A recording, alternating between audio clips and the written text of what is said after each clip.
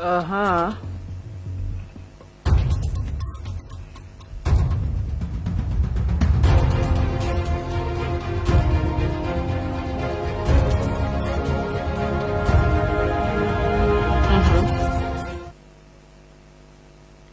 Ka kɛɲɛ ni wulikajɔ min kɛra an ka wolomasiri tabaw fɛ murakaw fɛ yen nɔ min kumaw cayara min hukumu kɔnɔna na diriba mɔgɔw olu ye lajɛrɛ kɛ ni an ka kunnafoniyaw ye ni ka se ka kunnafoniyaw bɛɛ lajɛlen dan kɛnɛmaya. O tɛmɛnen kɔfɛ kunun araba taji feere yɔrɔ minnu bɛ an fɛ yan nɔ min bɛ tali kɛ Total Oryx Shell fo ka taga se o la ma o cakɛlaw ye baara jɔ kɛ min senfɛ a kɛra sababu ye mɔgɔ caman joginna dɔw yɛrɛ minɛna bi sɔgɔmada in na u ye ɲɔgɔn cɛ ni ka taa bourse du travail la ni ka sina bɛɛ ale ɲɛma o la kuma ɲɔgɔnya. Sunkalo ale ye kalo ye kalo min barikalen don kalo min fana ni kalo tɔw tɛ kelen ye a kɔnɔna na fana taabolo caman o bɛ yɛlɛma min hukumu kɔnɔna na an ka kunnafoniyaw ye munumunu salo dɔw kɛ sunkalo taabolo kɔnɔna na an bɛna minnu walawala aw ye. Ninnu de ye an ka bakurunbaw ye an bɛna dɔ fara minnu kan k'olu kɔnɔ kumaw lase aw ma.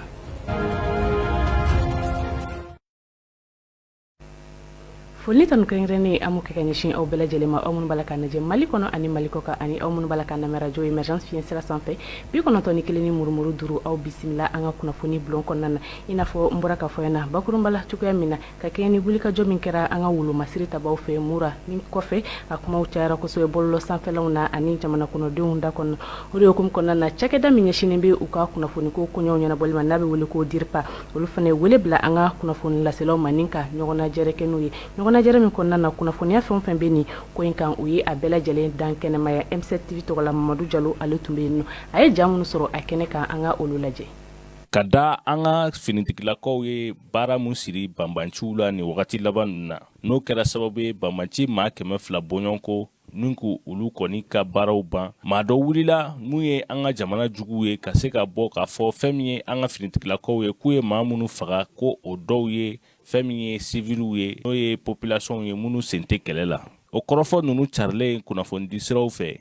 fɛn min ye cakɛda mun sigilen don an ka finitigilakaw fɛ n'o de bɛ u ka kunnafoni siraw jɛnsɛn fo ka taa se u ni jamanadenw cɛla sinsinni ma n'o ye DIRPA ye olu ye kunnafonidilaw wele ka ɲɛfɔli k'u ye ni baara minnu kɛlen filɛ nin an ka finitigilakaw fɛ a kɛra hukumu jumɛn kɔnɔ fɛɛrɛ jumɛn y'a to ni nin sera ka kɛ ani fɛnɛ ka se k'a fɔ finitigilakaw u ye jamana kɔnɔden maa joli kisi nin baara ninnu senfɛ kumu kɔnɔ kolonɛli Sulemani Danbele a n'a ka cɛdenw u ye ɲɛfɔli caman kɛ kunnafonidilaw ye nka mɛ dan o ye mɛn tigila ye. N'i y'a jateminɛ a bɛ san 10 bɔ bi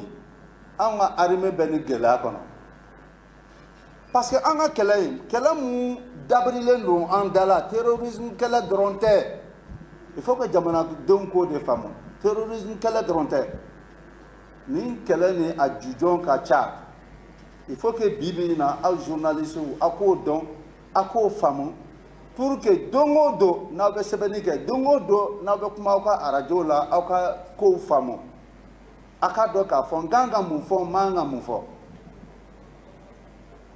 parce que n'i ye kɛlɛ lajɛ fɛn bɛɛ jɛyalen t'a la koyi mais depuis 100 ans an bɛ k'an ka sɔrɔdasiw lakalan civiliw lakanali la an bɛ k'an ka sɔrɔdasiw kalan hali n'i ye jugu minɛ i kan k'a kɛ cogo min na an kalal'o la an bɛ k'an ka denmisɛnninw fana kal'o la 100 ans kɔnɔ o kelen bɛ k'a kɛ hali bi n'a bɛ k'a fɔ ko an de bɛ ka ta civiliw faga ten yɔrɔ ko dɔ kɔni b'o kɔrɔ donc il faut que an k'o faamu il faut que journalistes k'o faamu il faut que malidenw k'o faamu ko ko dɔ b'an ka kɛlɛ in yɛrɛ la an yɛrɛ ma mun faamu et anw fɛ aw journalistes de kan ka jamanadenw lafaamuya o la an b'o sira de kan bi a ko anw bɔgɔ ka fɛgɛn an ko sisan an bɛ bɔgɔfɛgɛya in bila an yɛrɛ b'an ka diɲɛlatigɛ ta en main o fana kelen bɛ kataba 4 y'an bolo a b'o faamu cogo di. an b'a ladɔnniya k'a fɔ ni kunnafonidi sira in senfɛ fɛn min ye DIRPA maaw ye o y'a laɲini k'a fɔ maa dɔw de bɛ minnu sigilen don diɲɛ gun kan walasa ka se ka ɲangata wale ta k'o ɲɛsin an ka finitigilakaw ma o sira ninnu dɔw bɛ se ka kɛ fɛn min ye baɲumankɛtɔnw ye ani jo sariyaw lafasatɔnw fo ka taa se kunnafonidi sira minnu bɛ diɲɛ kun kan o hukumu kɔnɔ a ka kan maliden kelen kelen bɛɛ kɛ a ka finitigilakaw kɔkɔrɔma don ka da ka ni fiɲɛ jugu min cilen filɛ nin kun wɛrɛ foyi t'a la n'o ye k'an ka finitigilakaw ni k'u tɔgɔ tiɲɛ k'u tɔgɔ juguya a y'a yira k'a fɔ nin baaraba min kɛlen filɛ an ka finitigilakaw fɛ maa wɛrɛ tɛ yen nɔ minnu y'an dɛmɛ a baaraw la i n'a fɔ finitigilaka wɛrɛ i n'a fɔ min nasera kosɛbɛ diɲɛ maa wɛrɛw fɛ ani fɛnɛ k'a yira k'a fɔ armée malienne bɛ wagati min na i ko bi a kɔni a jolen don a kolo la wa a ka laɲini ne cogo min na jamana kɔnɔdenw olu n'u bolofɛnw olu bɛ se ka lakana o hukumu kɔnɔ a ye weleweleda kɛ ka ɲɛsin jamana kɔnɔdenw ma bɛɛ k'a ka finitigilakaw u kɔkɔrɔma don walasa maa jugu minnu bɛ na nin waleya cɛjugu ninnu ta ka da an ka finitigilakaw la ni ka yir'u la k'a fɔ malidenw dalen t'o la wa o ti an ka finitigilakaw olu ka baara ye. An ka bakurunbaw kɔnɔna na hali bi i n'a fɔ n bɔra ka fɔ yan na cogoya min na taji feere yɔrɔ minnu bɛ an fɛ yan nɔ o damadɔw ka cakɛlaw kɛlen bɛ ka baara ɲɔngiri kɛ min bɛ tali kɛ Total, Shell, Oryx fo ka taga se Ola ma u ye nin baara ɲɔngiri kɛ a daminɛna kunu araba avril kalo tile 6 min sen fɛ a kɛra mankan caman ye sabula maa caman bɛ yen nɔ olu joginna dɔw bolofɛnw minɛna dɔw yɛrɛ minɛna min hukumu kɔnɔna na ka kɛ ni bi alamisa sɔgɔmada ye u ye ɲɔgɔn cɛ ni ka taa bourse di travail la u ni Sina Bef maaw olu ye hakilina falen falen kɛ walasa u ka se ka taabolo jɔnjɔn dɔn u ka hakɛw olu bɛ se ka d'u ma cogoya min na MCTV tɔgɔla Umar Koyita ale tun bɛ yen nɔ an ka ka jasɔrɔlenw lajɛ.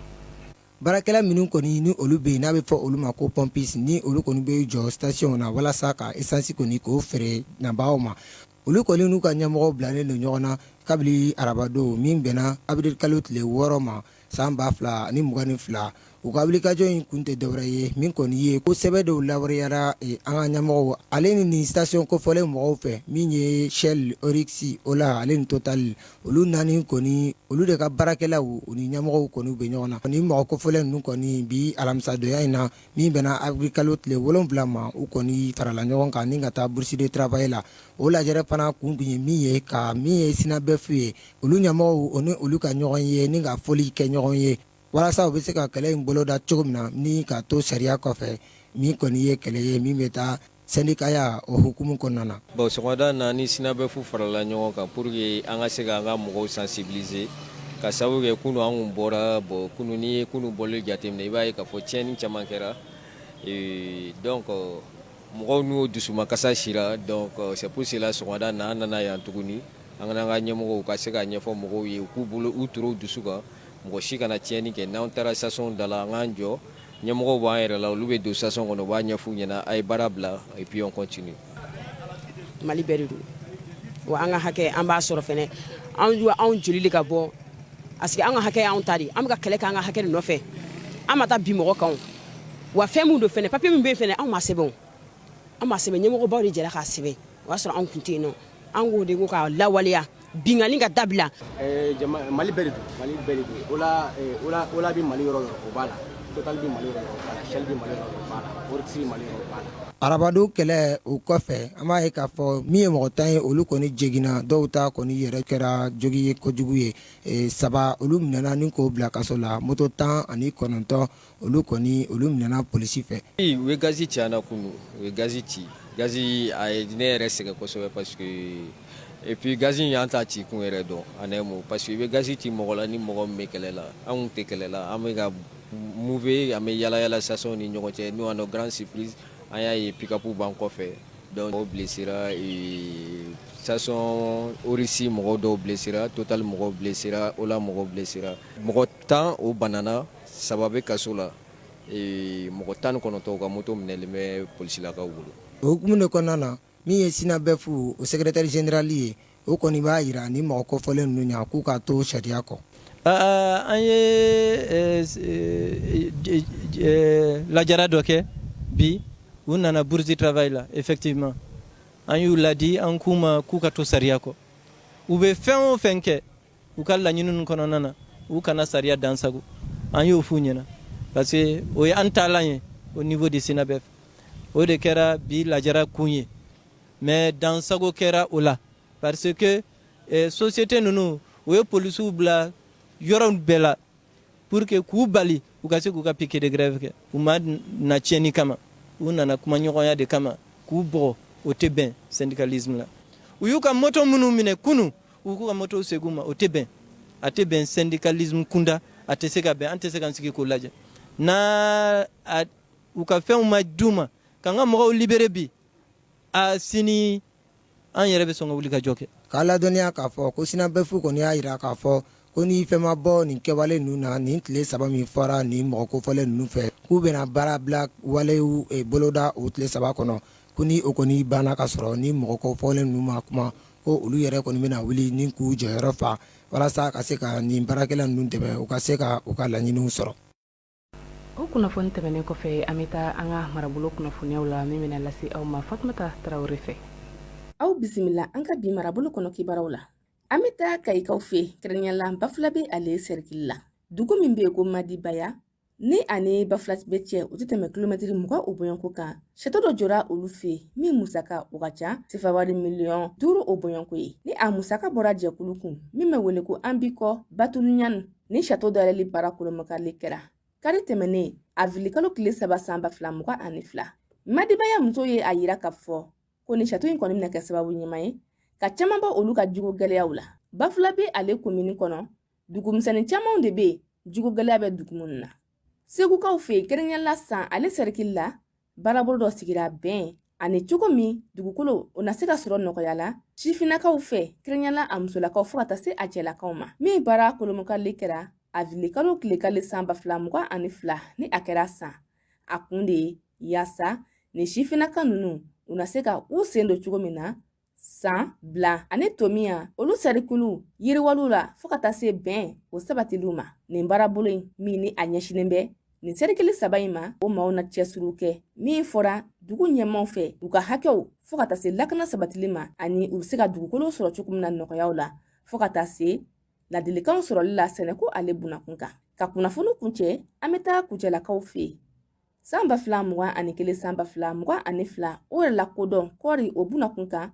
o baaraw kɔni kuncɛra kucɛla CMDT la min fɔra baarakɛla dɔw fɛ u y'a yira k'a fɔ ko izini 6 min bɛ ko izini 5 bɛ ka baaraw jɔra ni o izini 5 la 4 bɛ kucɛla 1 o bɛ kɛnpɛrɛnna san ale serikili la ko izini 1 dɔrɔn de bɛ yen min bɛ kɛnpɛrɛnna ni o de bɛ ka kɔɔri baara kɛ n'o bɛ tali kɛ Yoroso ale serikili kan. Ni izini ninnu jɔlenw k'o bɛna kɛ sababu de ye ka baarakɛla caman ka olu ka baaraw tiɲɛ k'a yira aw la k'a fɔ ko nin yɛrɛ la kodɔn baara in a daminɛna kabi Novembre kalo san 2021 na. O bɛ dan sigi an ka bi marabolo kɔnɔ kibaruw la. Marabolo kunnafoniw tɛmɛnen kɔfɛ an bɛ tɛmɛ ni an ka kunnafoniya tɔw ye i n'a fɔ n bɔra ka fɔ yan na bakurunba la cogoya min na sunkalo ale ye kalo ye kalo min ni kalo tɔw tɛ kelen ye. Sunkalo kalo mana jɔ taabolo caman bɛ yen nɔ olu bɛ bila taabolo caman yɛrɛ bɛ yen nɔ olu bɛ matarafa o taabolo yɛlɛma in hukumu kɔnɔna na an ka kunnafoni na Pɛnda Sidibe ni Fatumata Tarawele olu ye munumunu salo dɔw kɛ ni ka jamana kɔnɔden dɔw hakilinata ta ni taabolo yɛlɛma in kan. Sunkalo ye kalo barikama ye kalo min kɔnɔ silamɛw olu bɛ u yɛrɛ minɛ ji ani dumuni na fo ka taa se tile bin waati ma an bɛ min wele ko sun yaasa ka u ka jurumuw yafa. Sunkalo kɔnɔ delina caman de bɛ yen olu bɛ bila mun ni sun tɛ taa i n'a fɔ an ka fini don cogo o ni delina wɛrɛw. Bon alhamdulillah sunkalo donnen bon an bɛ se k'a fɔ ko yɛlɛma min kɔni kɛra pour le moment an kɔni bɛ an ka negelafɛn minnu dun pendant la journée an kɔni pour le moment an obligera ka jɛn olu kɔ o gɛlɛya de b'an kan. A fana gɛlɛya dɔɔni don gɛrɛnko la parce que d'habitude gɛrɛn min bɛ sigi première heure ninnu na bon sisan ni sun tigɛra dɔrɔn mɔgɔw bɛɛ salalen don bon mɔgɔ tɛ bɔ joona ka na gɛrɛn sigi quoi bon o gɛlɛya dɔɔni fana b'a la quoi. Gɛrɛn sigi yɛrɛ kɔni sisan de temps en temps ouais merci beaucoup. N ye cigarette bila ka te min sisan n tɛ ka cigarette sun yɛrɛ bɛ tigɛ n t'a min ani sun tigɛra an ka te min tɛ ten. A ye caman falen a la mɛnɛ i n'a fɔ n bɛ ko caman kɛ kɔrɔlen n t'olu kɛ bon n ka duguni kun ka ca dɔ bɔra a la fɛnɛ quoi fini don tɔgɔ fɛnɛ la caman bɔra a la parce que n bɛ fini don sisan n t'olu don quoi awɔ san ni burumisiw de bɛ yaala ani ka kunkolow bɛɛ meleke sisan. Sunkalo a vraiment nana ko caman bala an fa fɛ vraiment i n'a fɔ baara dɔ bɔ n ka baara yɛrɛ fanga la fɔlɔ parce que ni sunkalo bɛ an bɛ se ka baara caman kɛ bon ni sunkalo bɛ yen nɔ an tɛ se k'o bɛrɛ kɛ quoi. Bon ne ye charbon feerela de ye wotorobusela awɔ bon ani an ka sufɛ mouvement quoi vraiment mouvement caman tɛ se ka kɛ sunkalo kɔnɔ quoi yanni yɛrɛ bɛ tila suntigɛ ni fɛn ni sago seli na a y'a sɔrɔ c'est trop tard quoi ça faamu d'habitude be dumuni kɛ heure mun na ka kɔrɔ a b'olu falen surtout n'a ye dumuni kɛ 14 heures wagati a bɛ thé mun sigi ani causerie ninnu bon vraiment a bɛ caman bɔ olu fana la ka taa se suntigɛ waatiw fana ma bon suntigɛ waati yɛrɛ b'a sɔrɔ très généralement ni état la mɔgɔw fana sɛgɛlen don bon ni sun fana tigɛra bon mɔgɔw tɛ miiri foyi wɛrɛ la bilen ala bato kɔ an bɛ taa nafila seliw la bon en même temps ni bɔr'o yɛrɛ la kɔni vraiment yala ko kuma yɛrɛ tɛ yen bilen o y'a sɔrɔ ni mɔgɔ kɔni mɔgɔ b'a yɛrɛ la o waati ninnu na kɔni n'i ye nafila kɔni seli yala ko kuma tɛ yen surtout nin waati in na. Sunkalo nana ka na fɛn caman de falen an ka kow la an ka habillement tututu dumuniko fan fɛ n kun bɛ sanni mun kɛ ani wari tiɲɛ mun sisan n ye dɔ bɔ o bɛɛ la quoi n tɛ dumuni kɛ tilegan fɛ fo suntigɛ wagati wari fana bɛ to. Bon fɛn mun ye waleya dɔw ye minnu ye sunkalo kɔnɔ ala ɲini kalo de don bon fɛn dɔw dagalen kun bɛ ye waati dɔw la bon ni sunkalo nana an b'a essayer k'an débarrasser olu kow bɛɛ la quoi bon i n'a fɔ ala an bɛ sigi ka tuma dɔ la an bɛ sosoli banbali minnu kɛ da la bon olu la ɲɔgɔnnaw bon vraiment sisan ni sunkalo kɔni sera bɛɛ bɛ sigi i ka yɔrɔ la i bɛ lafiya i ta tɛ kuma la i t'a yɛrɛ k'a ɲini ka kuma yɛrɛ kɛ quoi o fana y'a dɔ ye quoi bon ani an bɛ sigi hali gɛrɛw n'a kɔrɔfɔli ninnu ni fɛn ninnu bon ni sunkalo nana o b'an yɔrɔ janya ka bɔ ninnu bɛɛ ninnu na ne y'a faamu o b'an yɔrɔ ma janya ka bɔ o ko ninnu bɛɛ la quoi est-ce que y'a faamu donc an kɔni an bɛ ala deli dɔrɔn ala ka sunkalo ala ka tumako ɲuman d'an ma. I n'a fɔ bamananw b'a fɔ cogo min na u ka zanna la ko delina ko o bila man di nka an filɛ ka waleya minnu ta sunkalo in na ni olu ye waleya ɲumanw ye yala an tɛ se ka to o waleya ninnu kan san tɔw kɔnɔ wa. hali bi an bɛ to sunkalo o kunnafoniyaw kɔnɔna na sunkalo kalo mana jɔ buranjiniw olu bɛ taa ni sukoro ye o burankɔrɔbaw fɛ min bɛ tali kɛ u musow olu faso la ni u b'a fɔ ma ko buranfana nin ye taaboloya ye min bɛ kɛ an fɛ yan nɔ kabini lawale nka nin taaboloya in fana dɔw kɛlen bɛ k'a ta ka kɛ jagoya yɛrɛ ye u kan taaboloya in a bɛ kuranɛ kɔnɔ wa walima jamana kɔnɔdenw yɛrɛ de ka sariya sigilen ni yalasa ka se ka walawalali sɔrɔ nin koya in na an ka kunnafoni na Umar Koyita ale sera golfu misiri wami o alimami ma min bɛ tali kɛ Aba Garan Ture la ale bɛna walawalali kɛ an ye nin taaboloya in kan. Sunkalo ale ye kalo kɛrɛnkɛrɛnnen ye min kɔnɔ silamɛw ka ɲuman kɛ u bɛ caya kosɛbɛ wa o kalo kelen in kɔnɔna na silamɛw olu ka ɲɔgɔn dɛmɛ u ka seli ani ka yɛrɛminɛ u bɛ caya kosɛbɛ kalo min kɔnɔ wa o kalo in kɛra ladala kalo ye an bolo min kɔnɔ i b'a ye k'a fɔ silamɛw olu kɔni u bɛ sukarow san ni ka di u burannakaw ma o de hukumu kɔnɔna na an wulila ka sɛgɛsɛgɛli kɛ k'a ɲini k'a dɔn yala o sukaro kofɔlen min filɛ nin ye o ye wajibi ye wa wala bonya parce que nin y'an ka farafinna danbe dɔ de ye nin y'an ka farafinna valeur dɔ de ye an yɛrɛ ka société sigilen bɛ fɛn minnu kan nin y'o dɔ de ye donc fɛn min don a bɛ mɔgɔ yɛrɛ de a bɛ farafinna yɛrɛ de sinsin a bɛ kelenya sinsin a bɛ buranya yɛrɛ tɔ sinsin aw ni ɲɔgɔn cɛ parce que mɔgɔ ni buranya cɛ fɛn caman b'aw ni ɲɔgɔn cɛ bon sunkalo dɔrɔn tɛ o a fɔ sukaro dɔrɔn tɛ fɛn wɛrɛ fana bɛ yen min bɛ se ka di sunkalo kɔnɔ dɔw b'u ta kɛ wula fɛ sunakari jɛgɛw bɛ yiran sɛw bɛ yiran ka taa ne ka taa bonya de don quoi. musow ka jateminɛ parce que a ko ni problème fana musow b'a la parce que musow dun b'a fɔ ko vraiment an yɛrɛ ka du kɔnɔ an fɛn bɛ so kɔnɔ ko olu bɛɛ cɛtala ni sukaro ye so kɔnɔ ko ne cɛ ma se ka sɔrɔ ka taa donc ko mun filɛ nin fɔ musow yɛrɛ de k'a faamu k'a fɔ ko nin sukaro ko nin filɛ nin diyagoya tɛ i jija cɛ ka se muso kɔrɔ dɔrɔn ni cɛ sera muso kɔrɔ a ba dɔrɔn a banna sukaro ko nin fɛn ninnu filɛ olu tɛ se ka kɛ furu tagalan ye o. comme i y'a fɔ cogo min na buran sukaro di laada kɔrɔ de don an fɛ yan Mali la an kɔrɔbayala k'a sɔrɔ mɔgɔ caman b'a kɛ mais o t'a yira k'a fɔ ko jagoya don a ko bɛ ɲini ka jigɛn sisan dɔɔni ka sababuya kɛ Ala bɛ k'anw kalifa muso minnu na a dɔw bɛ a yɛrɛ ma ɲɛfɔ u ye yɛrɛ mais u balila ka na mɛn dɔrɔn buran sukaro bɛ di ni sunkalo nana se ten ni e ma depuis sunkaro tile fɔlɔ filanan sabanan mana tɛmɛ k'a sɔrɔ i ma di muso dɔw bɛ kuma misɛnnin cɛ fa bɛ kɛ sababu ye a bɛ kɛlɛ. walasa min ye Aba Garan Ture n'ale ye alimami ye Wami misiri kɔnɔ golfu la ale bɛ ɲɛfɔli kɛrɛnkɛrɛn kan ye. i ni ce i ka nin ɲininkali la an bɛ min fɔ buran sukaro ko la ni mɔgɔw b'a fɔ ko jagoya don jagoya tɛ sɔsɔli tɛ nin yɔrɔ la o sunkalo ye ɲuman kɛ kalo de donc sunkalo yɛrɛ n'i y'a lajɛ Ala yɛrɛ y'a fɔ an ɲɛna ko kuranɛ yɛrɛ jiginna sunkalo kalo de la k'anw bilasira ka anw ka adamadenya koɲɛw bɛɛ fɛngɛ ka dilan donc n'i y'a ye o kɔnɔna yɛrɛ la kuranɛ yɛrɛ kɔnɔna tuguni ala yɛrɛ b'a fɔ an ɲɛna tuguni k'an k'an teliya ka taa ɲuman kɛli ma bon n'a fɔra ko ka teliya ka taa ɲuman kɛli ma ala yɛrɛ y'a fɔ kuranɛ kɔnɔ a ma foyi da mɔgɔ si kun mɔgɔ tɛ se fɛn min kɔ donc o de la n ko wajibi tɛ mais a kanunen de don donc ni i bɛ se i se ye fɛn min ye i se ye min ye i b'o di ŋaniya yira a la parce que hali n'i dɛsɛra waati min na i bɛ se ka kuma ɲuman o yɛrɛ bɛ se ka kow ɲɛ quoi mais ka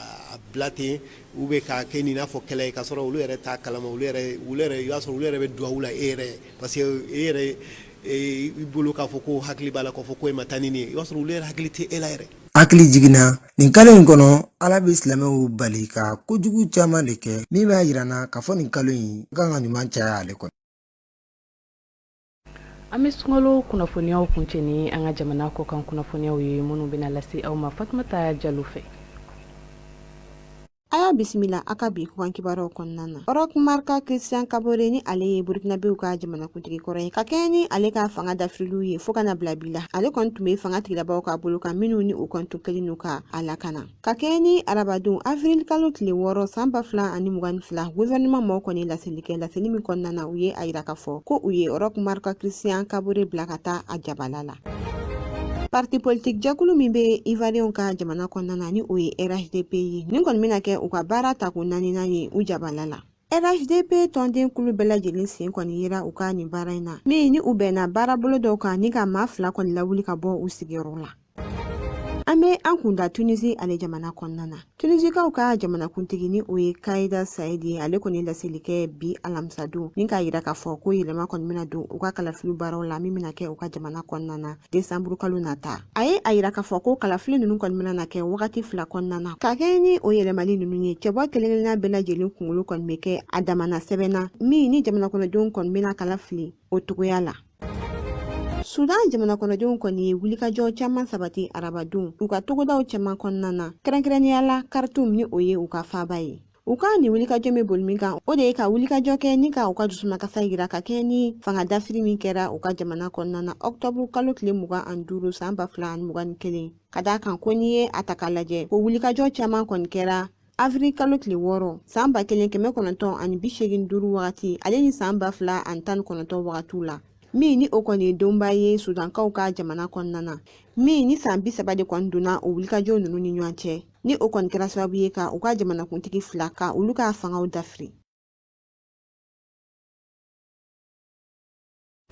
Ko kan kunnafoniw tɛmɛnen kɔfɛ an bɛ segin ka na an yɛrɛ fɛ yan nɔ an bɛ taa an ka farikolo ɲɛnajɛ o kunnafoniyaw la minnu bɛna lase aw ma Modibo Sissogo ale ni Kajatu Bagayogo fɛ.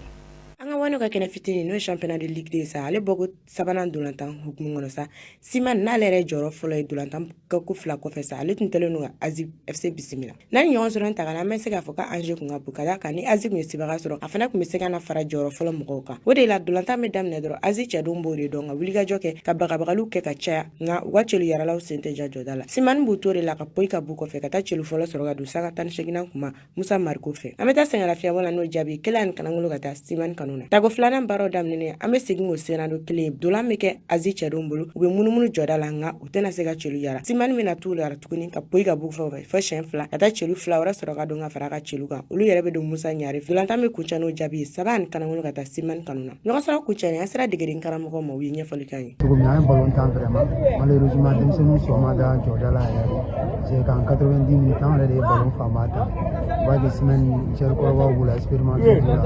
donc su imposé leur jeu su nana ka se k'u da kɔfɛ u mana occasion min sɔrɔ u y'o baara kɛ n'o ye pour que ka se ka fɛn malheureusement bi an ka denmisɛnninw sen ma ja jɔda la yɛrɛ de an ye bi occasion sɔrɔ bi an y'a jɛ kojugu yɛrɛ on va travailler sur ça pour que ka se ka 80 minutes préparer la yɛrɛ parce que an objectif ye min ye i b'a ye k'a fɔ nin bɛna an jɛ o la kosɛbɛ kosɛbɛ parce que n'i y'a ye sa ni équipe min sera ils ont maintenant 9 points c'est 6 points de b'an n'olu cɛ sisan voilà a bɛ baara tɔ gɛlɛya an bolo kosɛbɛ kosɛbɛ mais championnat de don on va continuer à travailler parce que min kɛra min bɛ diɲɛ fɛ o ka jan ni min kɛra ye je pense que an bɛ continuer ka baara kɛ hali bi an ye fɛn ɲuman caman ye mais malheureusement bi ma se ka don voilà on va travailler sur ce point pour le prochain match national. Siman bɛ jɔ comme Siman tɛ jɔ la parce que n y'o de fɔ kuma daminɛ na yan nɔ an ka objectif tɛ monter fɔlɔ parce que président ye ne wele ka na ka i ko kunna a ye fɛn fɔlɔ min gɛlɛya an ma a ko ko ka maintien de assuré fɔlɔ donc ni maintien assuré la ka sɔrɔ an bɛ position favorable la pour ka pan tɛ sanfɛla fana ɲini an fana pɛrɛlen don ka bɛɛ fana makɔnɔ parce que bamananw ka kuma don n'i ye gosili daminɛ sanfɛ donc yan i bɛ se duguma mɔgɔ ma bɛɛ ka précaution ta k'i makɔnɔ bon bi bɛɛ b'a ɲini ka simani bati bon simani fana b'a ɲini bi ka bɛɛ bati pour que simani tɔgɔ fana ka don histoire la parce que nin ye simani fana siɲɛ fɔlɔ ye DD la donc i siɲɛ fɔlɔ ka na DD la ka tila ka na exploit kɛ DD la bon n'ala y'a garijɛgɛ nɔgɔya i ye san min na i bɛ ala barika da quoi. Nin jaabi bɛ kɛ sababu ye ka simani kɛ k'a ka jɔyɔrɔ fɔlɔ sinsin ko kunna ka d'a kan bɔko 3 kɔfɛ a ye sebagaya 3 sɔrɔ o wagati kelen an bɛ se k'a fɔ ko saison daminɛ gɛlɛyalen don Azi bolo dɔɔni ka d'a kan dolantan bɔko 3 kɔfɛ u ye burungo 2 kɛ ka ban. farikolo ɲɛnajɛ kunnafoni de bɛ an ka bi kunnafoniyaw kuncɛ an sera ka minnu sɔrɔ k'olu walawala ka di aw ma an b'aw fo aw ka lajɛliko ɲuman na su hɛra ala k'o di ne ni aw bɛɛ lajɛlen ma.